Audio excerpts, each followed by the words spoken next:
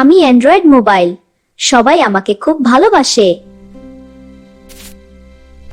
কিন্তু অতিরিক্ত ব্যবহার তোমার ঘুম নষ্ট করে দিতে পারে। আমার স্ক্রিনের আলো তোমার চোখের ক্ষতি করতে পারে। আমি যদি বেশি সময় দখল করি, তুমি একাকী হয়ে যেতে পারো। অতিরিক্ত গেম তোমার পড়াশোনার ক্ষতি করতে পারে।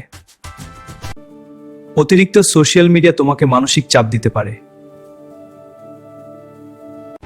আমি আসক্তি তৈরি করতে পারি যদি আমাকে নিয়ন্ত্রণ না করো।